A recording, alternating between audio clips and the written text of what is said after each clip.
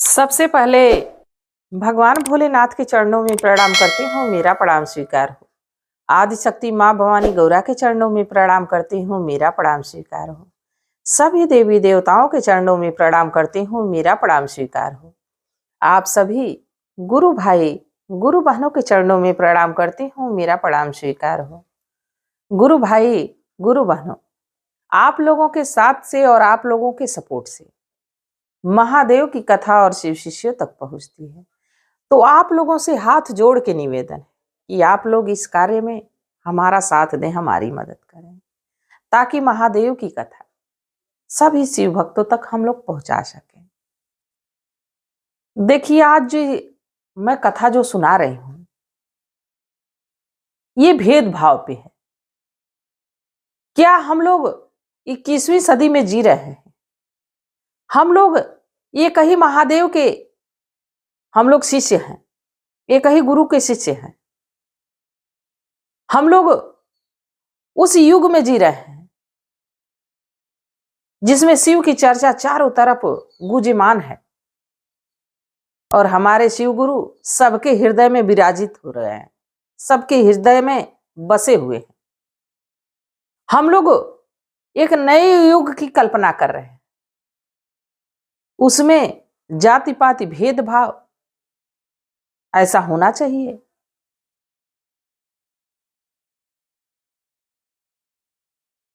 ब्राह्मण देव ऊंची कोटि में इनका नाम लिया जाता है कि ब्राह्मण देव। तो जब हम लोग इतना सम्मान दे रहे हैं, तो क्या वो लोग दूसरों का अपमान करें? ऐसा होना चाहिए। ये जाति पाति, ये भेदभाव क्यों? हमारे महादेव के घर में तो एक दूसरे के दुश्मन बसे हुए, फिर भी इतना प्रेम है, इतना प्रेम है कि पूरी सृष्टि में ऐसा नहीं है।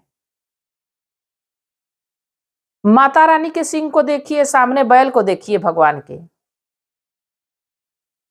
उनके गले के हार सर्प जी को देखिए और कार्तिकेय की मोर को देखिए। गणेश भगवान के मूषक को देखिए और वहीं भगवान के सर्प को देखिए। एक दूसरे के सभी वहां दुश्मन हैं, बाकी वो लोग बड़े प्रेम से रहते हैं। और हमारे बीच ये जाति पाति का कीड़ा जो लगा हुआ है, मंदिर में भगवान को जगाने के लिए घंटा बजाते हैं, और जो हमारे हृदय में, हमारा हृदय जो सो चुका है, हमारी अंतरात्मा जो सो चुकी है, भगवान के घर में दीप जलाते हैं और खुद के हृदय में अंधेरा बैठा हुआ है, वहां की ज्योत जली नहीं रही है। कभी भोजन को रोटी नहीं खिलाए, कभी भिक्षुक को रोटी नहीं खिलाए, कभी उसको भोजन नहीं कराए, और भगवान को 56 भोग लगाते हैं। तो क्या भगवान स्वीकार करेंगे? हमारे उस भोग को स्वीकार करेंगे? भगवान भाव के भूखे होते हैं, किसी के भोग प्रसाद के, किसी के बढ़िया बढ़िया मेवा मिष्ठान के भूखे नहीं होते हैं। भगवान भाव के भूखे होते हैं। अगर जो भाव से आज उनको गुड़ रोटी ही खिला दीजिए, भगवान उसको 56 भोग समझ के भोग लगाते हैं। बाकी हमारे अंतरात्मा में जो पाप बैठा हुआ है, अभी भगवान के लिए भोग लगाने के लिए जिसके पास पैसा रुपया है, सोचेगा कि ये चीज भोग लगा दे, वो चीज भोग लगा दे, भगवान खाएंगे। अभी उसी समय जब भगवान के भोग लगाने का भोजन बन रहा हो, उसी समय कोई भिक्षुक आ जाए और लाखों 4 दिन से भूखा ही क्यों ना हो, अगर जो आपसे मांग देगा तो आप कहेंगे कि अरे जाओ जाओ, दूसरे दरवाजे जाओ, हमारा ही दरवाजा मिला था। उसको भोजन कराना जरूरी नहीं समझोगे। तो भगवान भी यही देखते हैं कि जो भूखे को भोजन नहीं करा सकता है, तो साल 6 महीने पे हमको 56 भोग लगा दे रहा है, तो क्या हो सकता है किसी दिन हमको भी ये भोग ना लगा, इसकी मनोकामना पूरी ना हो तो भगवान आपका भोग कभी स्वीकार नहीं करेंगे। भगवान भी अपने भक्तों की समय समय पर परीक्षा लेते रहते हैं। हो सके उस भिक्षुक के रूप में भगवान ही आए हों, और हमने तो कह दिया कि हमारा ही दरवाजा मिला था, भगवान कहीं दूसरे के दरवाजे न चले जाएं। अगर जो ये भी समझ के इंसान इंसानियत करने लगे तो कोई भूखों नहीं मरेगा। पर यहां बातें बनानी तो बड़ी बड़ी आती है, पर निभाना बहुत कम आता है। गुरु भाई गुरु बहनों, आज की कथा इसी पे आधारित है। कथा को अंत तक सुनिएगा, और कथा के अंत में आप लोग कुछ गुरु भाई कुछ गुरु बहन कमेंट किए हैं, मैं उनके नाम की अर्जी महादेव के चरणों में लगाऊंगी। तो आप लोग कथा को प्रेम से पूरा सुना करिए। देखिए, एक गांव में बड़ा ही भव्य मंदिर था। वहां भगवान भोलेनाथ का शिवलिंग स्थापित था। वहां दूर दूर से श्रद्धालु आते थे भगवान के दर्शन के लिए। उसी गांव में एक गरीब यादव का परिवार रहता था। तो वो लड़का रोज रोज पढ़ने के लिए जाया करता था। यादव का जो लड़का था वो रोज पढ़ने के लिए स्कूल जाया करता था। एक दिन उसके मन में भाव जगा कि मैं भगवान के दर्शन कर लेता।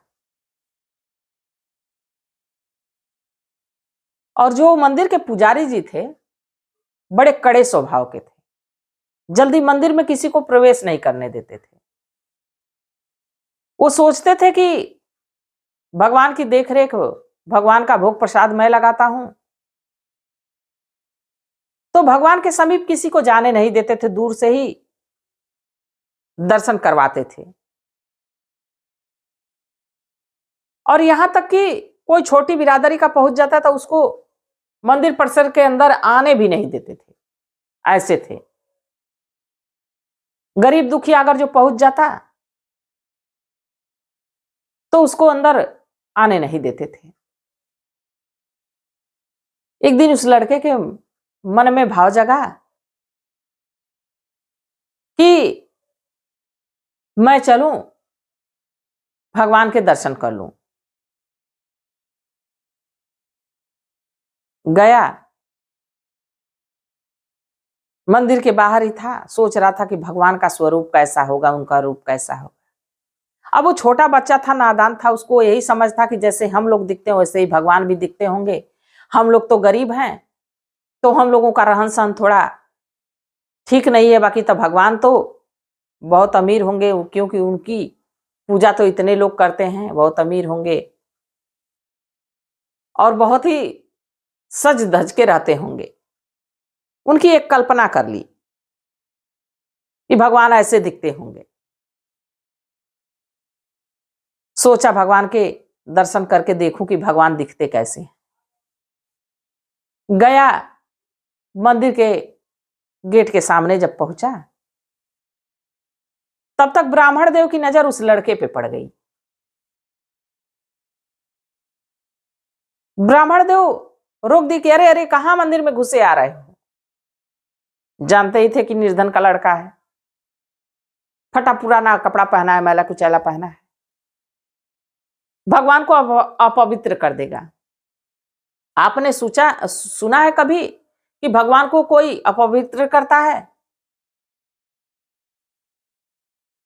हमारे हृदय में श्रद्धा ही नहीं रहेगी, भाव ही नहीं रहेगा, और हम भगवान को नहा धो के स्नान करके खूब बढ़िया चकाचक इत्र मार के और अच्छे अच्छे कपड़े पहन के भगवान को हम मनाएंगे तो भगवान पवित्र रहेंगे। और हमारे पास फटे पुराने कपड़े हैं, हमारे पास सुख सुविधाएं की चीजें नहीं है, पर हमारे मन में श्रद्धा है, तो क्या भगवान हमसे अपवित्र हो जाएंगे? ये कभी किसी ने सुना है? अब ब्राह्मण देव उसको रोक रहे हैं, नहीं नहीं भगवान अपवित्र हो जाएंगे, भगो भगो। उसको भगा दिए। लड़का रोता हुआ आंख में आंसू लिए बाहर निकल गया। जब बाहर निकला तो उसके मन की निष्ठा और बढ़ गई कि भगवान को तो मैं देख के रहूंगा, चाहे जब मौका मिले। बच्चों को कोई चीज मना करो तो उनकी चंचलता और बढ़ जाती है, वो काम करने के लिए और आतुर हो जाते हैं। अब वो और निश्चय कर लिया कि हम भगवान को देखेंगे। एक दिन धीरे धीरे समय बीता। एक दिन फिर पढ़ने जा रहा था, उसकी नजर एक पेड़ पे पड़ी। उस पे खूब पके पके आम लगे हुए थे। अपना बैग वहीं रखा, गया आम 4-5 तोड़ा। कहा ये आम देखने में इतने सुंदर, इनका स्वाद कितना सुंदर होगा। हमारे भगवान अगर जो पा जाएंगे तो खूब भरपेट चाव से खाएंगे। सोचा कि ये आम इतने सुंदर दिखने में लग रहे हैं तो खाने में तो बड़े स्वादिष्ट होंगे, और हमारे भगवान पाएंगे तो बड़े प्रेम से बड़े चाव से खाएंगे। उसके मन की लालसा, उसके मन की बात। आम तोड़ा, तोड़ के लेके फिर मंदिर पहुंचा। तब तक फिर ब्राह्मण देव की नजर उस पर पड़ गई। अरे लड़के, कहाँ आ रहे हो मंदिर में घुसे हुए? तुमको बार बार मना करते हैं कि मत आया करो, तुम आ जाते हो। ये छोटी जाति वाले लोग बिल्कुल सिर पे चढ़ गए, परेशान करके रख दिए हैं। लड़का कहा, ब्राह्मण देव, मैं कुछ आम लेके आया हूं, भगवान को खिलाने के लिए, बड़े पके पके हैं, हमको जाने दीजिए ना भगवान के पास। ब्राह्मण देव को भगो भगो यहां से, भगवान सबसे मिलते नहीं है, तुम जैसे लोगों से तो कतई नहीं मिलते। ब्राह्मण देव डांट के उसको भगाने लगे। लड़का रोते बिलखते गया और उस मंदिर के बाहर गेट पे बैठ के और देर तक वहीं बैठा रहा, रोता रहा, भगवान की सुध में खोया रहा। जैसे शाम हुई, अंधेरा हुआ, ब्राह्मण देव मंदिर का कपाट बंद किए अपने घर चले गए। वो लड़का वहीं बैठा रहा। बैठे बैठे बैठे बैठे जब रात के 7-8-9 बज गए तो वहां से लड़का रोते बिलखते चला गया कि भगवान के दर्शन तो अब नहीं होंगे, दरवाजा बंद। अब वो लड़का चला गया। रात बीती, सुबह हुई, ब्राह्मण देव आए, मंदिर का कपाट खोल रहे हैं। मंदिर का जब कपाट खोल रहे हैं तो देख रहे हैं कि 5 आम की गुठलियां वहीं पड़ी हैं और छिलके बिल्कुल चूस के पड़े हुए हैं। एक भी गूदा उसमें आम में बचा नहीं है, बिल्कुल एकदम खूब बढ़िया से खाया गया है। ब्राह्मण की आंख फटी की फटी रह गई। उनको वो लड़का याद आ गया कि वो लड़का तो आम लेके आया था और हमने तो उस आम को स्वीकार भी नहीं किया, भगवान को चढ़ाया भी नहीं, बाकी भगवान तो आम खा चुके। जब ये बात ब्राह्मण देव देखे तो प्रभु के चरणों में गिर के और उनसे क्षमा मांगने लगे कि हे प्रभु, हम इतनी आपकी सेवा करते हैं, आपको इतना भोग प्रसाद लगाते हैं, पर हमारे भोगों को कभी आपने हाथ नहीं लगाया। वो लड़का जिसको मैं आप तक आने ही नहीं दिया, उस लड़के के आम को आप ग्रहण किए, उस आम को खाए, हमें क्षमा कर दीजिए प्रभु, आपको आम इतना पसंद था और हम जान नहीं पाए। तब तक ब्राह्मण देव की नजर बाहर जाती है, देख रहे हैं वो लड़का बैग लिए हुए पढ़ने के लिए जा रहा है। ब्राह्मण देव उसको बुलाते हैं। लड़का डर जाता है कि ब्राह्मण देव हमको क्यों बुला रहे हैं, मंदिर में घुसने ही नहीं देते। लड़का मंदिर के बाहर से ही कह रहा है कि हाँ ब्राह्मण देव, पाए लागू, क्या कह रहे हैं? ब्राह्मण देव कहे कि हमारा पैर मत छुओ, तुमको तो भगवान अपने हृदय के पास रखते हैं, तुम तो उनके हृदय के बहुत समीप हो। आओ तुम अपने भगवान के दर्शन पालो, भगवान के दर्शन कर लो। लड़का जब ये बात सुना तो उसकी आंखों से आंसू छलकने लगा और दौड़ते हुए मंदिर में प्रवेश किया। जब मंदिर में गया, चारों तरफ इधर उधर देख रहा है, तो भगवान कहीं दिख ही नहीं रहे। तो शिवलिंग रूप था, वो तो जान रहा था कि हम ही लोग की तरह इंसान होंगे, उनके भी हाथ पैर कान नाक मुख सब होंगे। मंदिर परिसर में दौड़ते हुए घुसा मंदिर के अंदर। जब घुसा, भगवान को नहीं पाया तो और रोने लगा। कहा कि हे भगवान, आप जाने हैं कि मैं आ रहा हूं तो आप छिप गए हैं। पहले तो ब्राह्मण देव नहीं दर्शन दिए करवा रहे थे, अब हम जब मौका मिल गया दर्शन भी करने आए तो आप ही गए। अब उसके भाव को देख के भगवान वहां प्रकट हुए, हाथ में त्रिशूल, गले में सर्प, जटा में गंगा, और इतना सुंदर रूप बना के भगवान वहां प्रकट हुए। कहे कि लो मैं आ गया, दर्शन कर लो, तुम्हें क्या चाहिए। तब वो लड़का कहा कि हे भगवान, हम बस आपको देखना चाहता था, हमको कुछ चाहिए नहीं। भगवान कहे कि बालक कुछ भी तो मांग लो। कहा ना ना भगवान, हमको कुछ नहीं चाहिए, हमें सिर्फ आपको देखना था कि आप दिखते कैसे हैं। और आप तो, हम आप जैसा तो किसी को नहीं देखा हूं। आपका रूप और आपका ये सजा धजा सौंदर्य, कि सिर में गंगा, माथे पे चंद्रमा, गले में सर्पों की हार, हाथ में त्रिशूल और डमरू, पैरों में खड़ाऊं, कमर में मृगा की छाल, ये तो बड़ा मनभावन है। महादेव उसकी बात पे, उसकी सरलता पे मुस्कुराने लगे और उसको सदा सुखी रहो का आशीर्वाद देके अंतर ध्यान हुए। लड़का बाहर निकल के जब उनके रूप का वर्णन करने लगा तो ब्राह्मण देव उसके चरणों में लिपट पड़े कि हम तो इतना सेवा किए, भगवान ने कभी दर्शन नहीं दिया, तुमको तो साक्षात भगवान ने दर्शन दिया। वो लड़का उसी समय से भगवान को और भी प्रेम करने लगा और पढ़ लिख के अच्छा एक अधिकारी बना। घर में सारी सुख सुविधाएं हो गई, सब जीवन सुखमय हो गया, क्योंकि भगवान उसको सदा सुखी रहो का आशीर्वाद दे के अंतर ध्यान हुए थे। तो भगवान की कृपा, भगवान की दया उसी इंसान पे होती है जो इंसान सरल होता है, सच्चा होता है, जिसके हृदय में भगवान का एक अलग ही कल्पना होती है, एक अलग ही छवि होती है, उसको भगवान दर्शन देते हैं। और ये जाति पाति के हिसाब से भगवान दर्शन नहीं देते हैं। भगवान के दरबार में तो क्या राजा और क्या रंग, क्या वहां पे अमीर और क्या गरीब, सबका सिर समान रूप से झुका हुआ रहता है। क्या अमीर का सिर भगवान के चरणों में झुकता है और गरीब का सिर भगवान के चरणों में नहीं झुकता है, सबका झुकता है। वहां सब जाके समान रूप से हो जाता है। तो भगवान भाव के भूखे होते हैं, भगवान किसी के भोग प्रसाद के भूखे नहीं होते। तो गुरु भाई गुरु बहनों, आप लोगों को कथा कैसी लगती है जरूर बताइएगा। और जैसा कि मैं कही थी कि कुछ गुरु भाई कुछ गुरु बहन कमेंट किए हैं, हम उनके नाम की अर्जी महादेव के चरणों में लगाऊंगे।